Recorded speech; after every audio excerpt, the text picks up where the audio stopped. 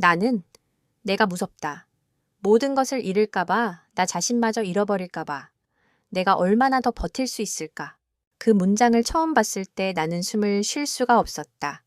삐뚤빼뚤한 글씨체에 닳고 다로와 종이가 얇아진 낡은 노트. 냄새만 맡아도 민호의 손때가 느껴지는 그 익숙한 종이 위에서 낯선 절망의 냄새가 났다. 마치 나를 향해 던져진 돌덩이 같았다. 아니, 민호가 그 절망의 구렁텅이 속에서 마지막 힘을 다해 던진 비명 같은 것이었으리라. 그 노트가 왜 지금 내 손에 들려 있는지, 그 글씨들이 왜 내 심장을 쿡쿡 쑤시는지는 그때는 알지 못했다. 그저 나를 옥죄어 오는 불길한 예감에 온몸의 피가 차갑게 식어가는 기분이었다. 내 이름은 박지은. 평생을 누구의 아내, 누구의 엄마로 살아온 흔하디 흔한 이름이다. 남편은 5년 전 지병으로 세상을 떠났다. 그 사람의 빈자리는 생각보다 훨씬 거대했다. 매일 아침 함께 마시던 커피 한 잔 저녁을 먹으며 나누던 시시콜콜한 농담 마당의 나무를 함께 가꾸던 뒷모습까지. 모든 것이 사무치게 그리웠다. 하지만 나는 울고만 있을 수는 없었다. 민호 내 하나뿐인 아들이 있었으니까. 남편의 몫까지 더해 아들을 보살피는 것이 내게 남은 유일한 삶의 의미였다. 아들 민호는 착하고 성실했다. 어릴 적부터 남에게 싫은 소리 한 번 못하는 아이였다. 공부도 곧잘했고 친구들 사이에서도 인기가 좋았다.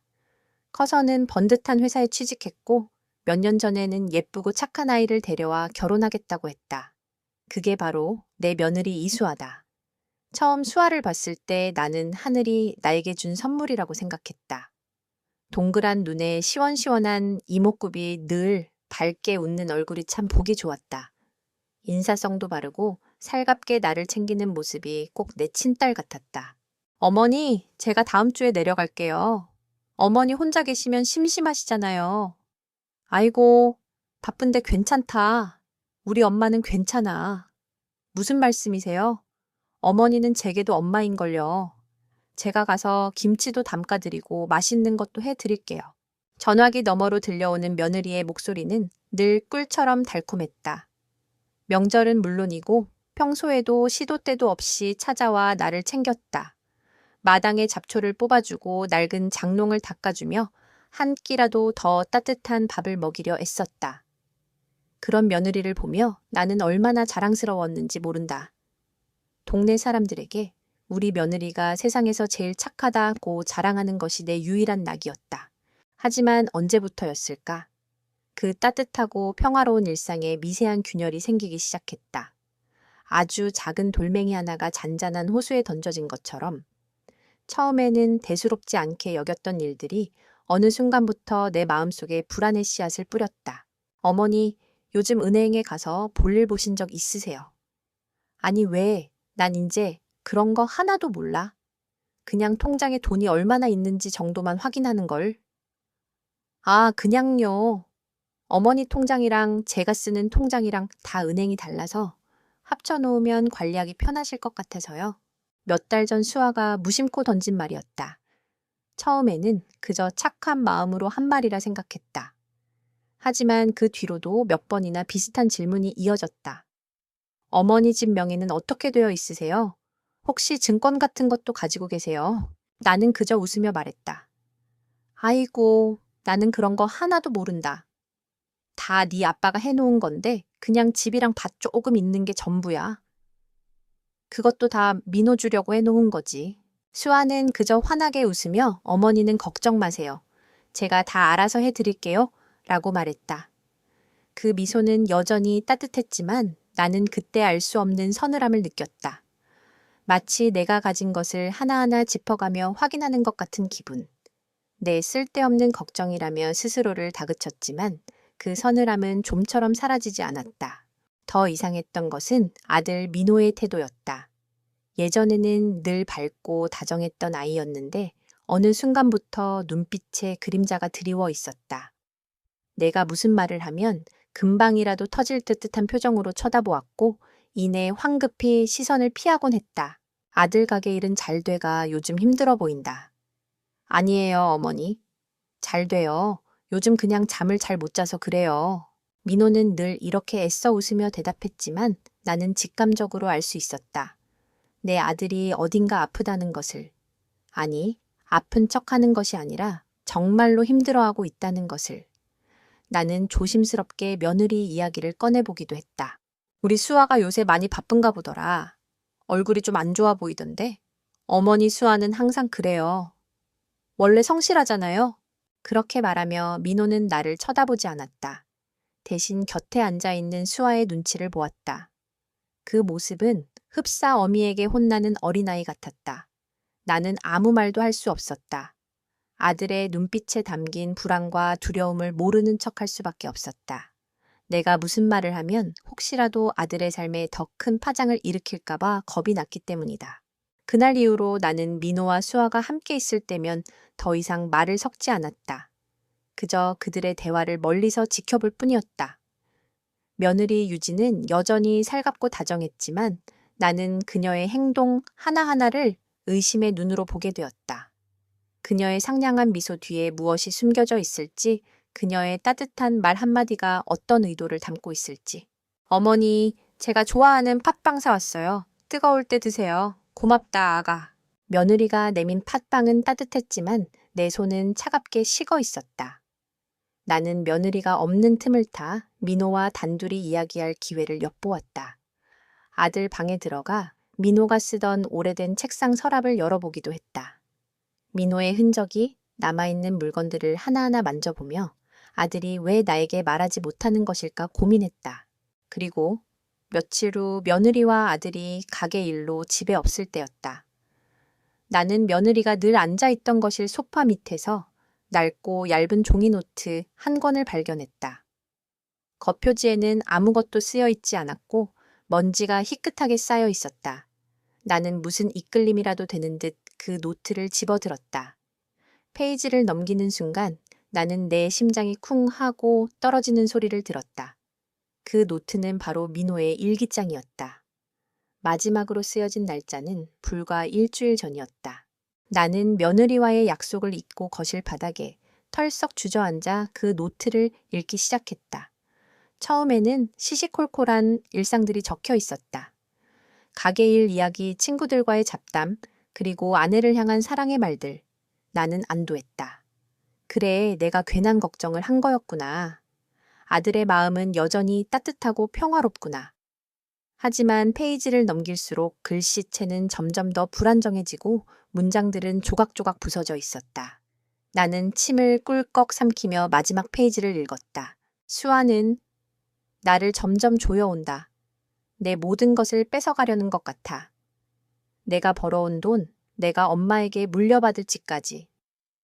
매일 밤 나를 가스라이팅하고 내가 부족한 사람이라고 믿게 만든다.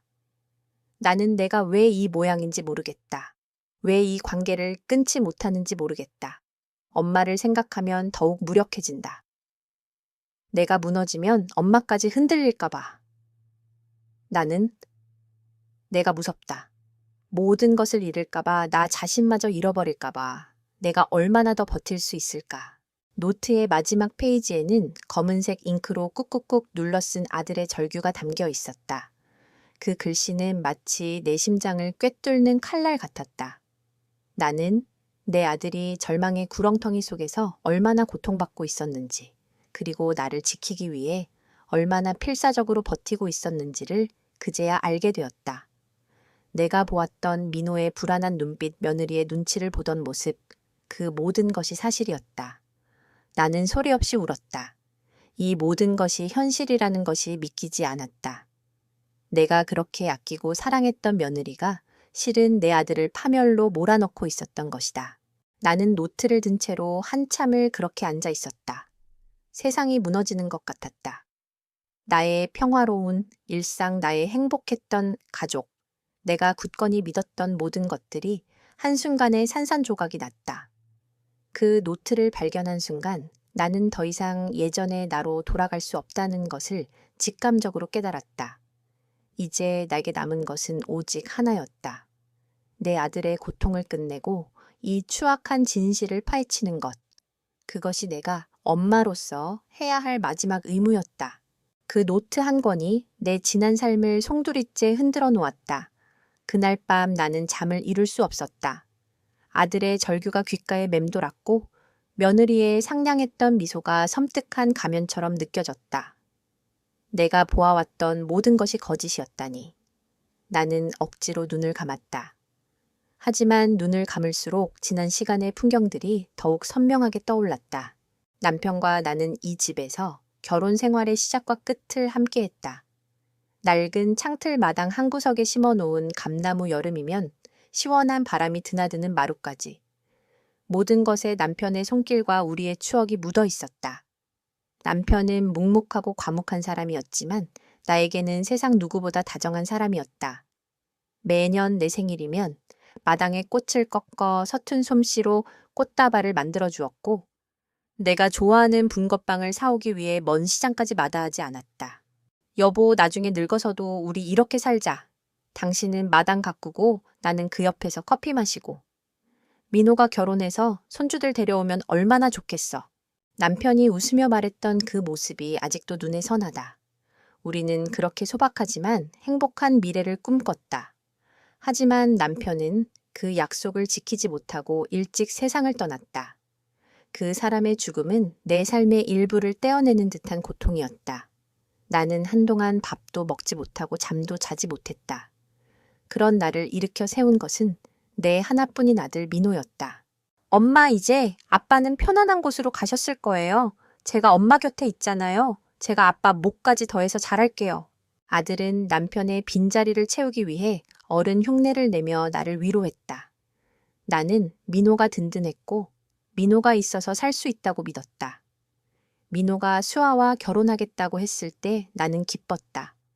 내 아들이 저렇게 예쁘고 착한 아이와 평생을 함께한다면 더 이상 바랄 것이 없다고 생각했다. 수아는 결혼 후에도 종종 우리 집에 찾아왔다. 며느리보다는 친딸처럼 행동했다. 남편이 심어놓은 감나무의 잎을 보며 어머님, 이 나무는 어머님 아버님이 심으신 거예요. 라고 묻기도 하고 내가 좋아하는 반찬을 만들어 주겠다며 재래시장을 함께 다니기도 했다. 그녀의 따뜻한 손길은 낯선 듯 익숙하게 내 마음에 스며들었다. 나는 수아를 보며 남편이 남기고 간 선물이자 민호가 내게 보내준 동화줄이라고 생각했다. 하지만 노트의 글을 읽은 후 이 모든 추억들이 섬뜩한 가면처럼 느껴지기 시작했다. 수아가 물어보던 그 수많은 질문들이 이제는 단순한 관심이 아니라 내가 가진 것을 캐내기 위한 의도적인 행동이었다는 것을 알게 되었다. 그녀는 나를 보며 웃고 있었지만 그 웃음 뒤에 날카로운 칼날을 숨기고 있었던 것이다. 나는 노트를 다시 꼼꼼하게 읽어보았다. 민호는 수아가 자신을 무능한 남편이라고 몰아붙이고 사업 자금을 빌려준 것을 빌미로 경제권을 빼앗았다고 적어놓았다. 내가 벌어온 돈으로 사는 주제에 라는 모욕적인 말을 매일 들으며 민호는 자존감을 잃어갔다. 나는 가슴이 미어지는 것 같았다. 그렇게 착하고 성실했던 내 아들이 저런 지옥 속에서 혼자 몸부림치고 있었다니. 노트의 내용을 다시 보는데 한 페이지에 끼워져 있던 낡은 서류 봉투 하나가 눈에 들어왔다. 봉투 안에는 노란색의 빳빳한 종이가 들어 있었다. 나는 조심스럽게 그것을 펼쳤다. 그것은 바로 보험, 계약 변경 내역 확인서였다. 내 이름으로 되어 있던 보험 수익자가 아들의 사고 한 달 전 며느리 이수아의 이름으로 변경되어 있었다. 이 계약은 아들이 남긴 유일한 유산이었다. 내 이름이 아들 이름에서 며느리의 이름으로 바뀌는 순간을 나는 똑똑히 보았다. 내 손이 파르르 떨렸다. 나는 그제야 모든 것을 이해할 수 있었다. 며느리가 왜 그토록 내 집과 재산에 대해 물어봤는지, 왜 민호의 표정이 늘 불안했는지. 그녀는 민호의 죽음을 노리고 있었던 것이다. 이 모든 것이 처음부터 계획된 일이었다. 그녀는 내 아들을 철저히 파멸로 몰아넣은 뒤 그가 남긴 모든 것을 손에 넣으려 했던 것이다. 나는 서둘러 장롱문을 열었다. 남편과 함께 쓰던 장롱, 그 안에 깊숙이 보관해 두었던 금고 열쇠를 꺼냈다. 그 안에는 남편이 내게 남긴 유일한 유산, 바로 통장과 인감, 그리고 몇 개의 예금 증서들이 들어 있었다. 나는 금고를 열어 그 서류들을 조심스럽게 꺼내 보았다. 남편이 평생을 모아둔 소중한 재산이었다. 그런데 그 서류들 사이에서 익숙한 글씨체가 보였다. 그것은 내가 쓴 글씨였다. 내 이름 옆에는 며느리의 이름이 적혀 있었고 이 금고의 내용물은 이수아에게 위임합니다. 라는 문구가 씌어 있었다. 그리고 그 아래에는 내 도장이 찍혀 있었다. 나는 충격에 휩싸였다. 내가 언제 이런 서류에 도장을 찍었지? 나는 기억을 더듬어 보았다. 어머니, 혹시나 해서 말씀드리는데 나중에 어머니 몸이 불편해지시면 제가 이런저런 서류를 대신 처리해 드릴 수 있도록 미리 위임장을 받아두는 게 좋아요. 그냥 편의상 만들어두는 거니까 걱정 마세요. 몇 달 전 수아가 웃으며 내게 건넨 서류가 떠올랐다.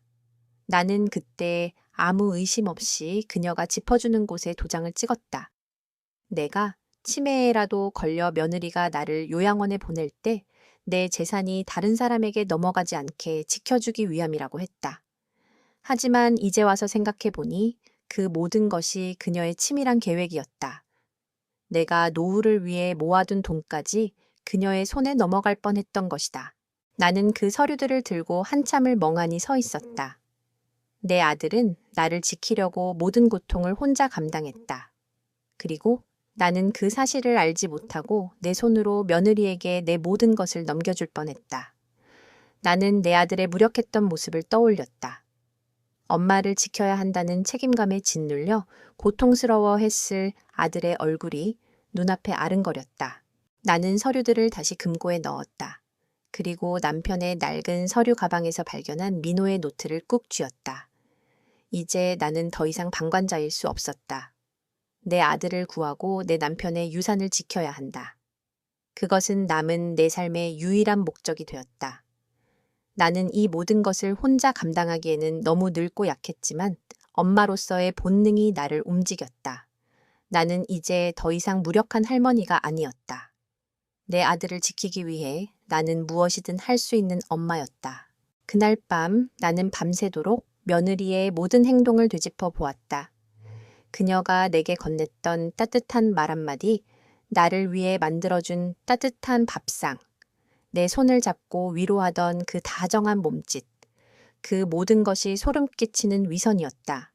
나는 이 모든 진실을 밝혀내고 내 아들을 그 지옥에서 구해내겠다고 다짐했다. 이 모든 것이 아직 끝나지 않았다고 믿고 싶었다. 내 아들은 아직 살아있고 아직 나를 향해 도움의 손길을 내밀고 있었다. 그 노트를 읽으며 나는 다시 한번 살아갈 이유를 찾았다. 그날 이후 내 삶은 완전히 달라졌다. 며느리 수아의 얼굴을 볼 때마다 가슴이 철렁 내려앉았고 목소리를 들을 때마다 온몸에 소름이 돋았다. 나는 며느리 앞에서는 예전처럼 슬픔에 잠긴 나약한 어머니의 가면을 썼다. 아가, 어머니는 이제 너 없으면 못 산다. 라고 말하며 며느리의 손을 꼭 잡았고 그녀가 차려주는 밥을 꾸역꾸역 목으로 넘겼다. 하지만 내 마음속에는 아들이 남긴 절규와 충격적인 서류들이 불덩이처럼 이글거리고 있었다. 나는 매 순간 며느리의 행동을 살폈고 그녀의 말 한마디 한마디에 숨겨진 의미를 읽어내려 애썼다. 어머니, 요즘 안색이 많이 안 좋으세요? 민수 씨도 어머니 걱정을 많이 하더라고요. 저희랑 같이 살림 합치는 게 어떠세요? 어느 날 며느리가 걱정스러운 얼굴로 물었다. 나는 그 말에 섬뜩함을 느꼈다. 이제는 내 집까지 완전히 빼앗으려 드는 것일까? 하지만 나는 애써 미소를 지으며 고개를 저었다. 아니다, 아가. 어머니는 여기 내 집이 편하다. 우리 아버님 흔적도 남아있고 민수와 함께한 추억도 있어서 너희들 힘들게 할 수는 없다. 며느리는 내 대답에 조금 실망한 듯 했지만 이내 다시 환한 미소를 지었다. 어머니 편하신 대로 하세요. 그래도 제가 자주 찾아뵐게요. 어머니는 제게도 엄마니까요. 그 말을 들으며 나는 속으로 칼을 갈았다. 엄마라니 그 더러운 입으로 감히? 하지만 나는 겉으로는 아무렇지 않은 척 고맙다 아가라고 말했다. 며칠 후 나는 아들이 남긴 노트를 다시 꺼내보았다. 며느리가 집에 없을 때였다. 노트 속에는 민호가 힘들었던 순간들이 고스란히 담겨 있었다. 수아가 사온 비싼 옷과 가방 밖에서는 행복한 부부 행세를 하지만 집에 돌아와서는 민호를 무시하고 모욕하던 모습. 나는 그 글들을 읽으며 눈물을 흘렸다. 내 아들이 얼마나 외롭고 힘든 싸움을 너 혼자 감당하고 있었을까. 그때 내 전화기가 울렸다. 낯선 번호였다. 망설이다 전화를 받자 잊고 지냈던 목소리가 들려왔다. 안녕하세요, 어머님. 저 민호 친구 이동우입니다. 혹시 기억하시려나 모르겠네요. 동우야, 아이고, 너 오랜만이구나. 민호 친구들 중에서는 네가 제일 어릴 적에 우리 집에 자주 놀러 오고 그랬던데 동우는 민호와 어릴 적부터 단짝이었다. 민호가 회사에 들어가면서 연락이 뜸해졌지만 나는 늘 그 착하고 싹싹했던 아이를 기억하고 있었다. 민호 어머님, 요즘 연락이 잘 안 돼서요. 혹시 무슨 일 있으신가요? 아니, 별일 없다. 가게 일 때문에 많이 바쁜가 보다. 너는 어떻게 민호랑 연락이 안 되니? 동우는 잠시 망설이는 듯 하더니 조심스럽게 입을 열었다. 민호가 얼마 전에 저한테 전화했었어요. 많이 힘들어 보였어요. 형수님이랑 사이가 많이 안 좋은 것 같다고 자기가 많이 지쳐 있다고. 근데 그날 이후로 연락이 뚝 끊겼어요.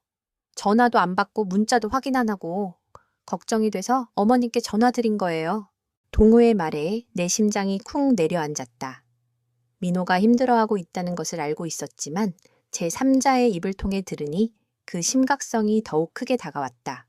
어머님, 혹시 민호가 돈 문제로 힘들었다는 이야기 못 들으셨어요? 형수님 때문에 빚이 많이 생겼다고. 근데 그게 형수님 사업 자금이었다고 들었거든요. 민호는 자기가 혼자 감당하겠다고 하면서 동우의 말을 듣는 순간 내 머릿속이 하얘졌다. 민호의 노트에 적혀있던 내용이 동우의 입을 통해 확인되는 순간이었다. 수아가 민호에게 사업 자금을 빌려준 것을 빌미로 경제적 주도권을 잡았다는 사실, 그리고 빚더미에 앉아 홀로 고통받고 있었다는 사실. 나는 온몸의 피가 차갑게 식는 느낌이었다. 어머님, 제가 괜한 말씀 드린 것 같아서 죄송해요. 그냥 민호가 너무 걱정돼서. 아니다, 동우야. 네가 아니었으면 나는 영영 몰랐을지도 몰라. 네가 이렇게라도 말해줘서 고맙다. 정말 고맙다. 나는 전화기 너머로 흐느끼는 동우의 목소리에 오히려 위안을 얻었다. 민호 곁에 여전히 그를 진심으로 걱정하는 사람이 남아있었다는 사실에 감사했다. 전화를 끊고 나서 나는 그 길로 바로 민호의 방으로 향했다. 동우의 말대로라면 민호가 분명 이 모든 것을 감추기 위해 혼자서 끙끙 앓고 있었을 것이다. 나는 민호의 방을 샅샅이 뒤지기 시작했다. 침대 밑 책상, 서랍, 옷장 구석구석. 며칠 전 수아와 함께 정리했던 방이었지만 나는 무언가 남아있을 것이라고 확신했다. 그때 책상 밑 구석에 놓여있던 낡은 서류 가방 하나가 내 눈에 들어왔다. 민호가 회사에 다닐 때 들고 다니던 가방이었다. 나는 홀린 듯이 가방으로 다가가 굳게 닫힌 잠금 장치를 열었다. 안에는 오래된 회사 자료들이 가득했다. 실망감에 가방을 닫으려던 순간 가방 맨 아래쪽에 노란색 서류 봉투 하나가 보였다. 봉투 안에는 민호의 노트에서 봤던 보험보험 계약 변경 내역 확인서와 또 다른 충격적인 서류가 들어 있었다. 그것은 바로 민호의 이름으로 작성된 차용증이었다. 채무자 민호 채권자 이수아, 차용 금액 5천만 원. 그 서류를 보는 순간 내 머릿속에 번개라도 맞은 것처럼 섬광이 스쳐 지나갔다. 며느리리는 사업 자금 명목으로 민호에게 돈을 빌려주고 그 돈을 빌미로 아들을 옥죄어 왔던 것이다. 나는 이 모든 퍼즐 조각이 맞춰지는 것을 느꼈다. 며느리의 이중적인 태도, 민호의 불안한 눈빛, 그리고 동우의 경고까지. 이 모든 것이 거대한 하나의 그림을 완성하고 있었다. 나는 손에 든 서류들을 바닥에 떨어뜨렸다. 종이들이 바스락거리는 소리가 며느리의 비웃음처럼 들렸다. 이제 나는 더 이상 물러설 곳이 없었다. 내 아들은 혼자가 아니었다. 내가 있었다. 나는 이 모든 것을 밝혀내고 내 아들을 그 지옥 같은 관계에서 구해내겠다고 다짐했다. 나는 며느리 앞에서는 나약한 어머니의 가면을 쓰고 있었지만 내 마음속에는 이미 차가운 복수심이 활활 타오르고 있었다. 이 모든 싸움이 아직 끝나지 않았다는 것을 나는 직감적으로 알 수 있었다. 아들이 남긴 노트와 서류 가방 속의 서류들을 확인한 후 내 마음은 갈기갈기 찢겨 나갔다. 세상에서 가장 다정한 줄로만 알았던 며느리가 내 아들을 파멸로 몰아넣은 악마였다는 사실이 믿기지 않았다. 그날 이후 나는 밥을 먹는 둥, 많은 둥, 잠을 자는 둥, 많은 둥 시간을 보냈다. 며느리 수아가 끓여다 준 미역국은 내게 맹독이 든 독약처럼 보였고 그녀가 건네는 따뜻한 말 한마디는 비수가 되어 내 심장을 찔러대는 것 같았다. 나는 이 모든 사실을 민호에게 알리고 싶었다. 당장이라도 아들을 찾아가 모든 것을 털어놓고 싶었다. 하지만 그럴 수 없었다. 아들이 남긴 노트의 마지막 페이지에 적힌 나는 내가 무섭다 라는 절규가 자꾸만 내 발목을 붙잡았다. 민호는 이미 심리적으로 경제적으로 완전히 무너져 있었다. 이런 상태의 아들에게 충격적인 진실을 그대로 말하는 것은 오히려 그를 더 깊은 나락으로 밀어넣는 행위일지도 모른다는 생각이 들었다. 나는 조심해야 했다. 그렇다고 이대로 가만히 있을 수도 없었다.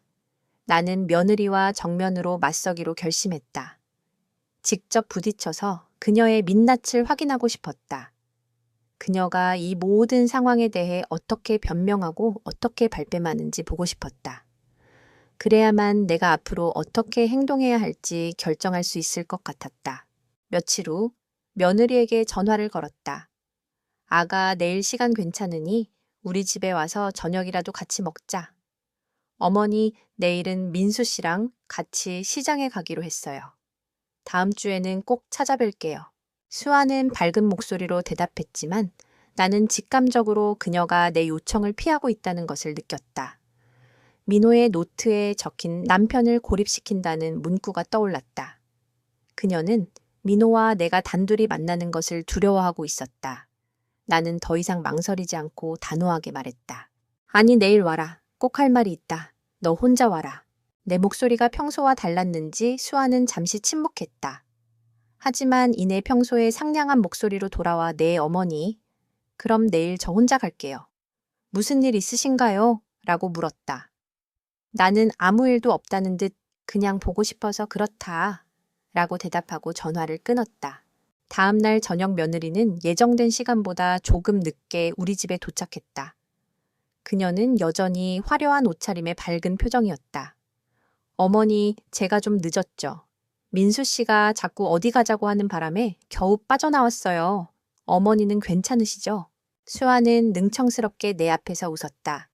나는 그 얼굴을 보며 속으로 구역질이 치밀었다. 저렇게 천연덕스럽게 거짓말을 하는 사람이라니.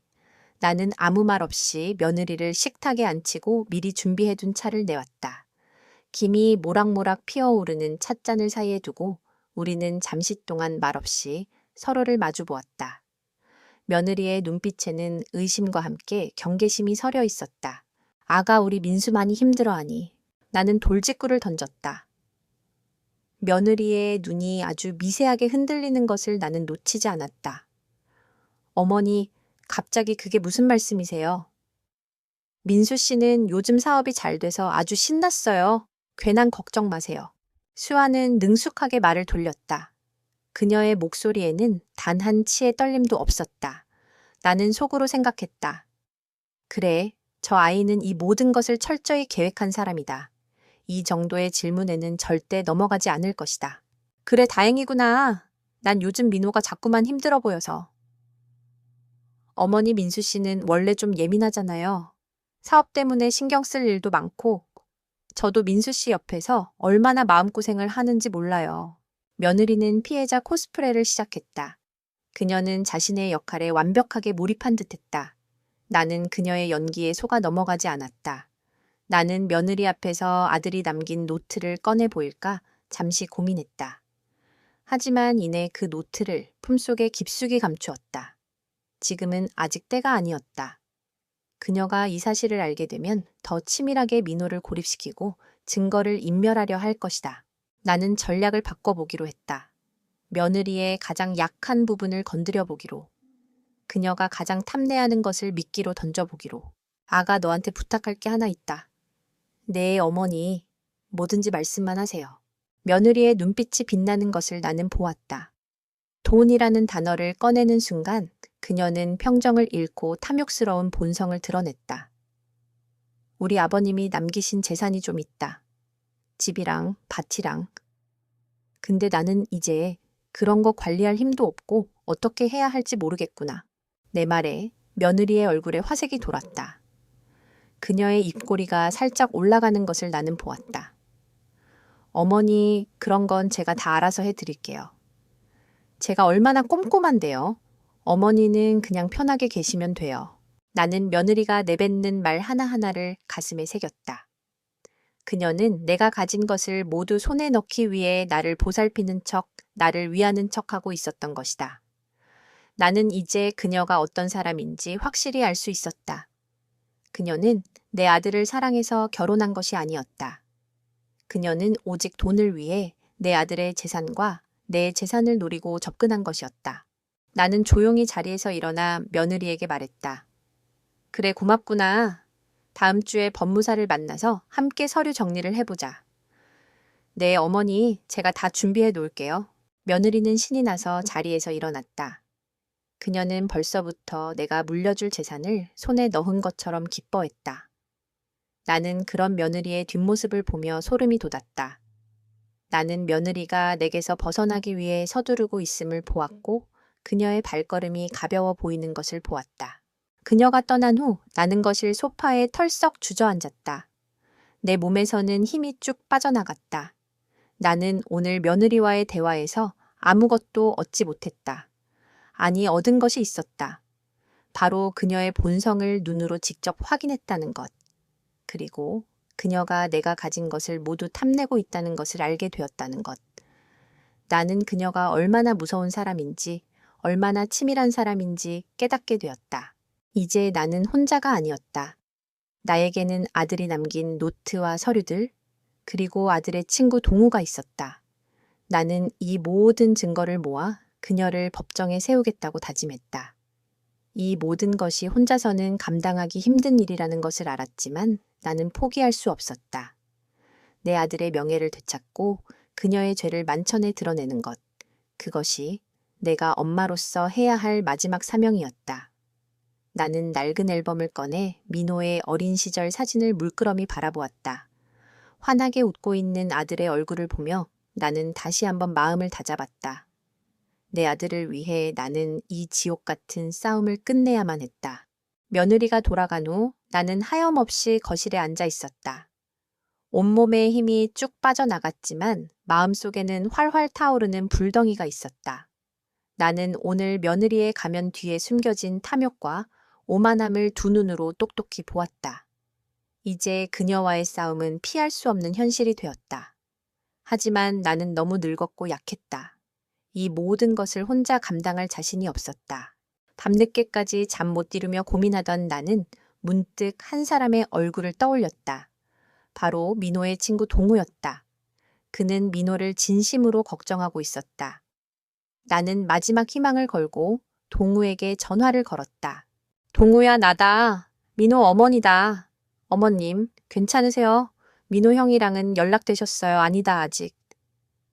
동우야, 내가 너한테 할 말이 있다. 내일 시간 좀 내줄 수 있겠니? 얼굴 보고 이야기하고 싶구나. 동우는 잠시 망설이는 듯 하더니 네, 어머님.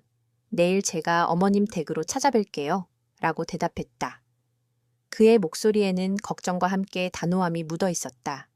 나는 그 목소리에서 아들처럼 든든한 힘을 얻었다. 다음 날 오후 동우가 우리 집에 찾아왔다. 그는 며칠 전 전화 통화에서보다 훨씬 더 수척해져 있었다. 어머님, 무슨 일 있으세요? 얼굴이 너무 안 좋으세요. 아니다, 동우야. 우선 앉아라. 네가 이 모든 것을 알아야 한다. 나는 그를 식탁에 앉히고 아들이 남긴 노트와 서류들을 조심스럽게 꺼내 보여주었다. 동우는 처음에는 믿을 수 없다는 듯 눈을 크게 뜨더니 노트를 읽고 서류를 하나하나 확인하며 입술을 굳게 깨물었다. 그의 손은 파르르 떨리고 있었다. 어머님, 형이? 형수님한테 이렇게까지 당하고 있었을 줄은 저는 상상도 못했어요. 동우는 말을 잇지 못하고 눈물을 글썽였다. 나는 그런 동우의 손을 잡으며 말했다. 동우야, 나는 이 모든 걸 혼자 감당할 자신이 없구나. 하지만 이대로 민호와 나를 파멸로 몰아넣게 둘 수는 없다. 네가 나를 좀 도와줄 수 있겠니? 동우는 고개를 들어 나를 쳐다보았다. 그의 눈빛은 더 이상 어린아이의 눈빛이 아니었다. 그 속에는 슬픔과 함께 어떤 결의가 담겨 있었다. 어머님, 제가 할 수 있는 일이라면 뭐든지 하겠습니다. 민호 형은 제게 친형과도 같았어요. 형을 위해서라도 제가 반드시 돕겠습니다.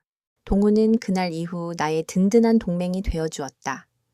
우리는 매일 밤 늦게까지 머리를 맞대고 계획을 세웠다. 그는 민호가 남긴 노트와 서류들을 꼼꼼히 분석하고 며느리 수아의 모든 행동을 되짚어 보았다. 어머님, 형수님은 단순한 사기꾼이 아니에요. 이건 심리적인 학대, 그러니까 가스라이팅이에요. 형이 스스로를 의심하게 만들고 형수님 없이는 아무것도 할 수 없다고 믿게 만든 거예요. 그래서 형이 그 모든 고통을 혼자 감당하고 있었던 거고요. 동우의 말에 나는 고개를 끄덕였다. 그제야 나는 민호가 왜 내게 말 한마디 하지 못했는지 이해할 수 있었다. 그는 이미 며느리의 교묘한 덫에 갇혀 모든 것을 자신의 탓이라고 생각하고 있었던 것이다.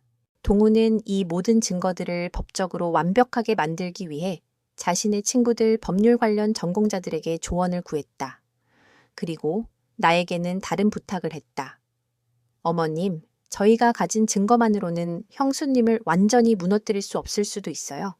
형수님은 분명히 모든 것을 부인하고 발뺌할 거예요.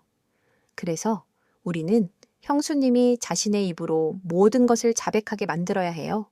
동우의 말에 나는 심장이 쿵 내려앉는 것 같았다. 자백하게 만든다니. 어떻게? 동우는 내게 아주 위험하고도 대담한 계획을 제안했다. 어머님, 형수님이 가장 탐내하는 게 무엇인지 아시잖아요. 바로 어머니의 재산이에요. 우리는 그걸 미끼로 형수님을 유인해야 해요. 형수님이 모든 것을 자신의 손에 넣었다고 믿는 그 순간 진실을 터뜨려야 해요. 그것은 지옥의 불구덩이에서 피어난 차가운 복수의 계획이었다. 나는 내 아들의 명예를 되찾고 그녀의 죄를 밝히기 위해 이 모든 것을 감당해야 했다. 동우는 혹시 모를 위험에 대비해 녹화 장비를 미리 설치해 두자고 제안했다. 며칠 후 며느리가 장을 보러 간 틈을 타 동우가 우리 집에 잠시 들렀다. 그는 오래된 거실 시계를 수리해 준다는 핑계로 들어와 시계 안에 아주 작은 카메라와 녹음 장비를 설치했다. 아무도 의심하지 않을 완벽한 위치였다. 어머님, 이 장비는 형수님과의 대화 내용을 모두 녹화하고 녹음할 거예요. 이제 우리는 형수님이 모든 것을 실토하는 그 순간을 놓치지 않고 담을 수 있게 됐어요. 동우는 내 손에 작은 리모컨 하나를 쥐어주었다. 나는 그것을 받아들고 떨리는 손으로 만져보았다. 이 작은 기계 하나가 내 아들의 삶을 망가뜨린 악마를 심판대에 올릴 마지막 증거가 될 것이다. 고맙다, 동우야. 정말 고맙다. 어머님, 제가 더 감사하죠? 형이 저를 늘 아껴주셨는데. 이제 제가 어머님과 형을 지켜드릴게요. 나는 동우의 말에 눈물이 핑 돌았다. 나는 더 이상 혼자가 아니었다. 내 곁에는 나를 지지하고 도와주는 든든한 동맹이 있었다. 나는 거울 앞에 서서 굳게 다짐했다. 이제부터 나는 약한 어머니에 가면 뒤에 차가운 칼날을 숨긴 복수의 화신이 될 것이다. 내 아들을 위해 그리고 나 자신을 위해. 계획의 날은 예상보다 빨리 찾아왔다.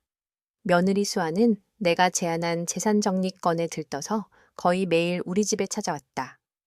그녀는 나에게 어떤 서류를 준비해야 하는지, 법무사는 어디를 찾아가야 하는지 끊임없이 물었다.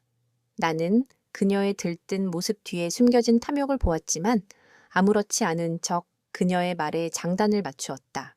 어머니, 제가 다 준비해 놓을게요. 어머니는 그냥 도장만 찍어주시면 돼요. 그래, 아가. 네가 그렇게 알아서 해주면 나야 고맙지. 나는 속으로 칼을 갈았다. 그래, 실컷 웃어라. 네가 웃을 날도 이제 얼마 남지 않았으니. 결전의 날이 밝았다. 나는 아침 일찍부터 시장으로 향했다. 평소처럼 슬픔에 잠긴 힘없는 노인의 모습으로.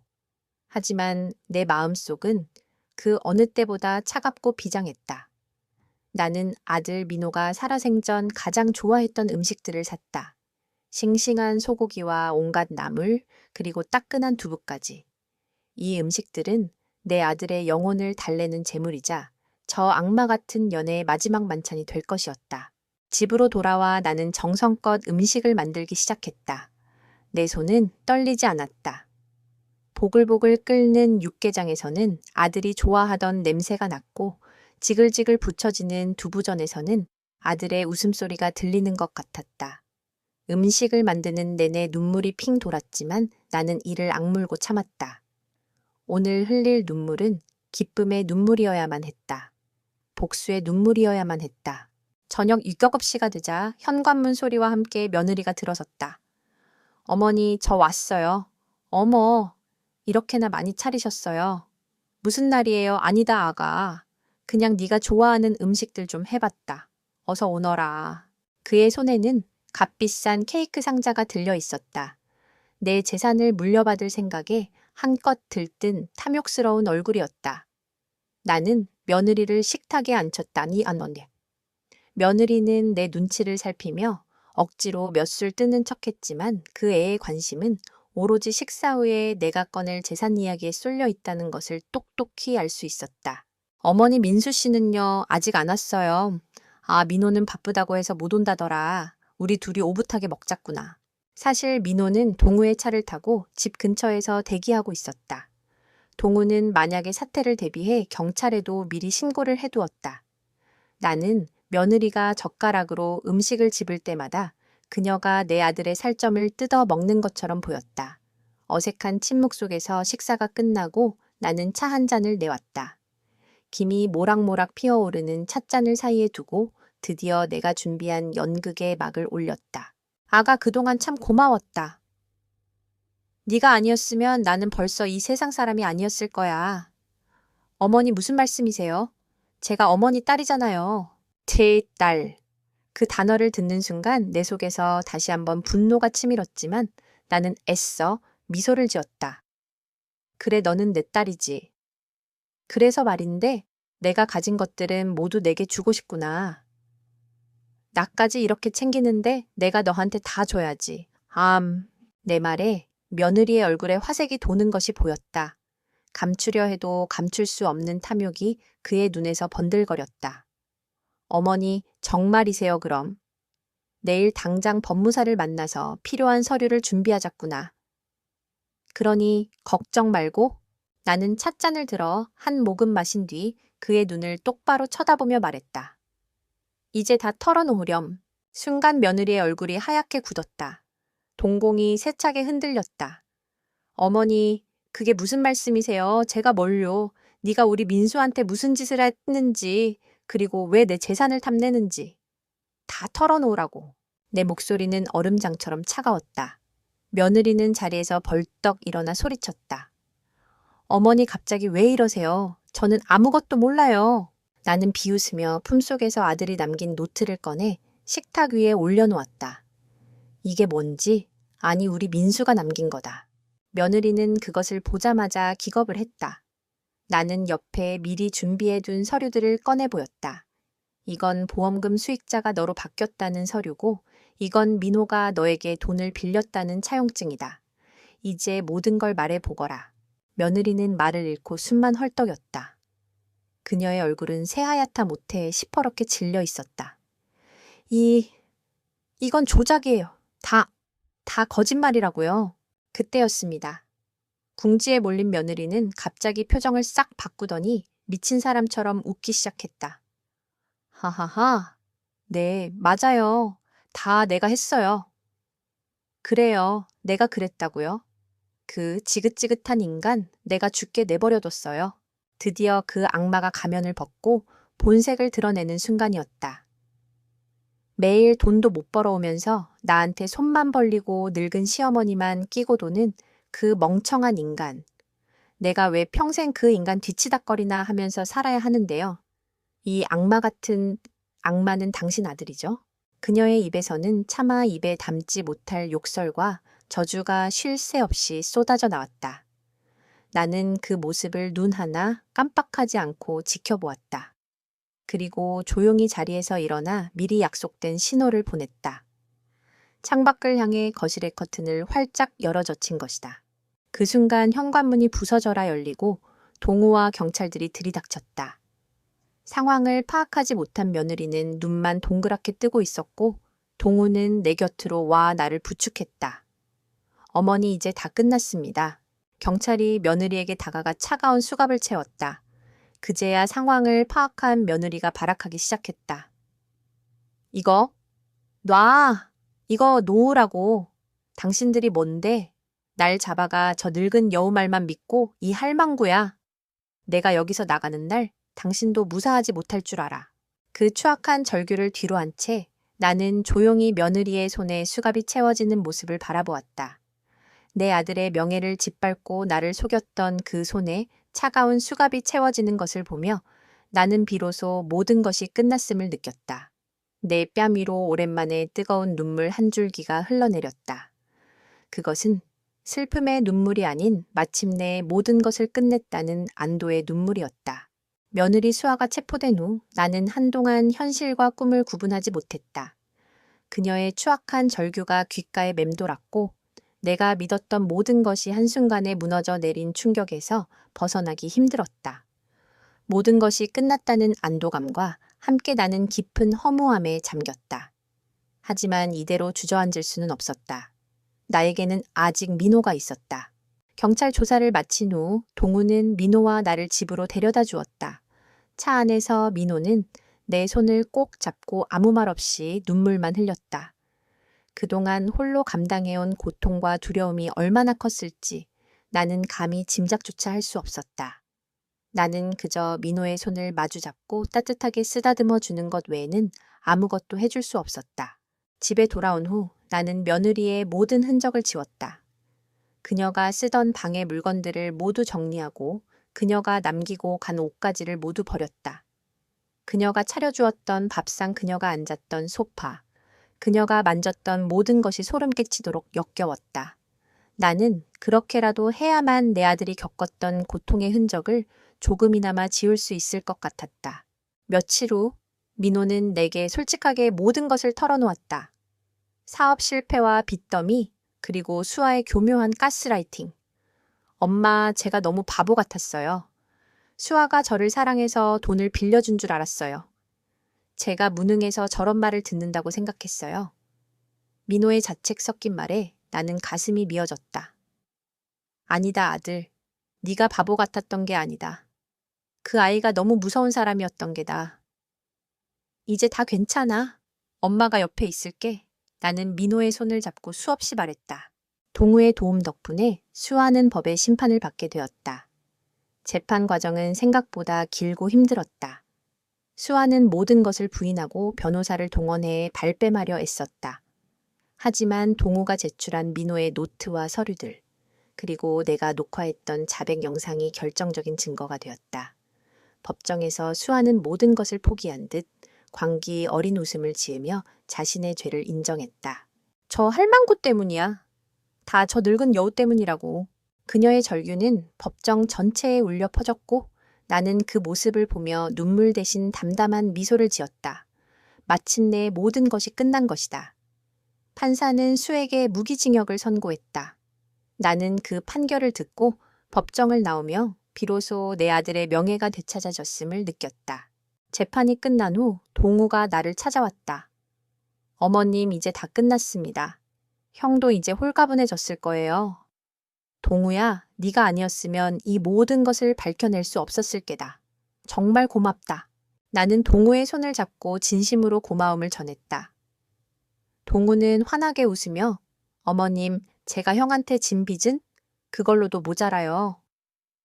이제 제가 어머님 아들 할게요 라고 말했다. 그 말을 듣는 순간 나는 다시 한번 눈물을 흘렸다. 내게는 여전히 든든한 아들이 남아 있었던 것이다. 나는 민호와 함께 새로운 삶을 시작했다. 나는 더 이상 과거에 얽매이지 않고 내 삶을 주체적으로 살아가기 위해 노력했다. 내가 가장 먼저 한 일은 오래전부터 하고 싶었지만 남편과 아들을 돌보느라 엄두도 내지 못했던 취미 생활을 시작하는 것이었다. 나는 동네 문화센터에 등록해 꽃꽂이를 배우기 시작했다. 꽃을 만지고 다듬는 일은 나에게 평온함을 가져다 주었다. 민호도 천천히 회복하기 시작했다. 그는 동우의 도움을 받아 새로운 사업을 시작했고 예전의 밝고 긍정적인 모습을 되찾았다. 민호는 가끔 내게 엄마 이제 정말 괜찮아요. 엄마가 저를 지켜주셨잖아요. 라고 말하며 환하게 웃었다. 나는 그런 민호를 보며 더 이상 슬퍼하지 않고 그저 따뜻한 미소로 화답했다. 어느 맑은 가을날 오후 나는 창가에 앉아 차 한 잔을 마시고 있었다. 햇살은 따뜻했고 창밖에는 내가 직접 심은 작은 꽃들이 아름답게 피어 있었다. 그때 우체통에서 한 통의 편지가 도착했다. 봉투에는 동우의 글씨로 어머님께라고 쓰여 있었다. 편지 안에는 동우가 여행 중에 찍은 민호의 사진 한 장이 들어 있었다. 사진 속 민호는 환하게 웃고 있었고 그의 눈에는 더 이상 불안과 두려움이 아닌 밝은 미래에 대한 희망이 가득 담겨 있었다.